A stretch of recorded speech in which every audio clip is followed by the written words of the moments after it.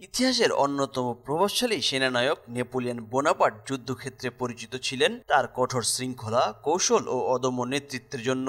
কিন্তু 1807 সালে ঘটে এক ঘটনা যা তার গৌরবময় জীবনের সবচেয়ে অদ্ভুততম ও বিব্রতকর অধ্যায় হিসেবে আজও আলোচিত।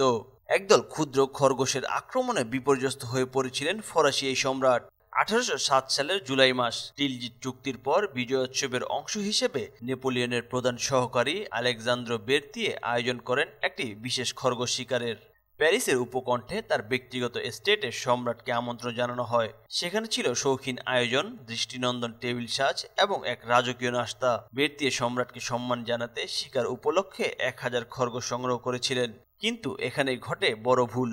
শিকার উপযোগী বন্য খরগোশের বদলে আনা হয়েছিল গৃহপালিত হ্যাচ খরগোশ, যেগুলো মানুষকে ভয় পাওয়ার বদলে মানুষের সান্নিধ্যে অভ্যস্ত ছিল এবং ভুলবশত আগের দিন থেকে না খেয়েও ছিল। নাস্তার পর খরগোশগুলোকে মুক্ত করা হলে শিকার দল প্রস্তুতি নেয়, কিন্তু খরগোশগুলো পালানোর বদলে হঠাৎই দল বেঁধে নেপোলিয়নের দিকে ছুটে আসে। ক্ষুধার্ত খরগোশেরা সম্রাটের বুট ও পোশাকে লাফিয়ে উঠে, তাকে ঘিরে ধরে এবং মুহূর্তের মধ্যেই পুরো শিকার দল ছত্রভঙ্গ হয়ে যায়। বেরতিয়ে কোচম্যানদের নিয়ে প্রতিরোধ করার চেষ্টা করলেও খরগোশেরা চারদিক থেকে সম্রাটকে লক্ষ্য করে এগিয়ে আসে।